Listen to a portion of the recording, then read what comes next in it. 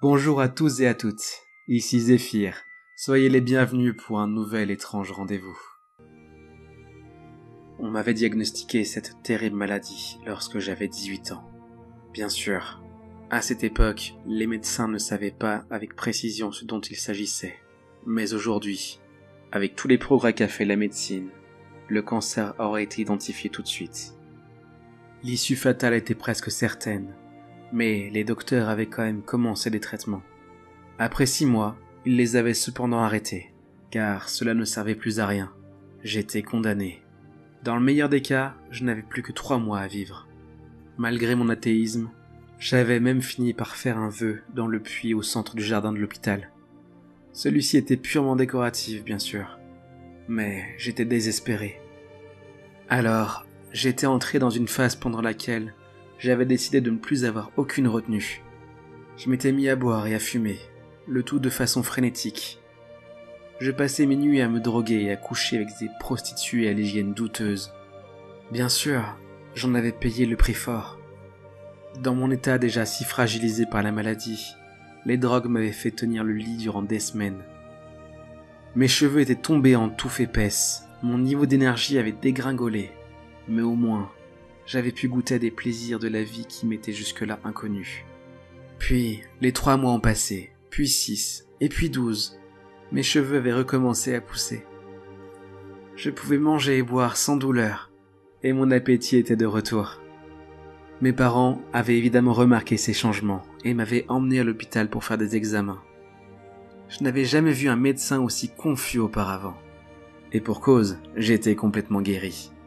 Mon vœu avait finalement été exaucé. Mes parents étaient incroyablement fiers quand j'ai terminé mes études à l'université. Dieu sait ô combien j'avais mis leur nerfs à l'épreuve. Mais les voir aussi heureux après tant de temps m'avait mis les larmes aux yeux. Ensuite, le temps a passé. J'ai eu beaucoup de succès dans ma vie. Je me suis marié et ai eu 3 enfants. Ils ont grandi et déménagé. Ils sont restés en contact avec moi, bien sûr. Mais ils me manquaient terriblement. C'était comme s'ils avaient chacun pris un morceau de mon cœur avec eux. Mon monde s'est écroulé lorsque ma femme est décédée à l'âge de 79 ans. Mes enfants m'ont ensuite rendu visite de moins en moins souvent. Je ne leur en veux pas. Je sais qu'ils étaient occupés avec leur propre famille. J'ai passé mon 100e anniversaire seul. J'ai appris, plusieurs années plus tard, que j'avais survécu à tous mes enfants. Mes petits-enfants m'avaient apparemment oublié et ne m'avaient jamais appelé. Je suis devenu faible et beaucoup plus fragile. De peur de tomber, j'ai passé mes journées assis dans mon fauteuil à regarder la télévision. Il y a quelque temps, j'ai réalisé que je ne pouvais plus me tenir debout. À l'heure actuelle, je suis amaigri au point de ressembler à un squelette dont la peau serait tendue au maximum. Et pourtant, je vis toujours dans une lente agonie. Le dernier anniversaire dont je me souvienne était le 128e. Mais je ne me souviens pas si c'était la semaine dernière ou le siècle dernier.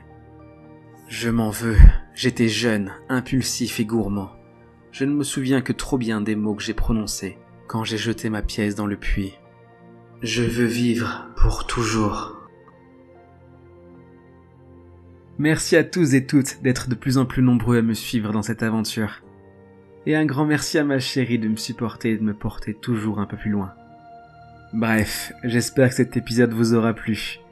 La vidéo des contes et légendes sur le Japon devrait arriver dimanche, si tout se passe correctement. Merci à vous tous, et à bientôt pour un autre étrange rendez-vous.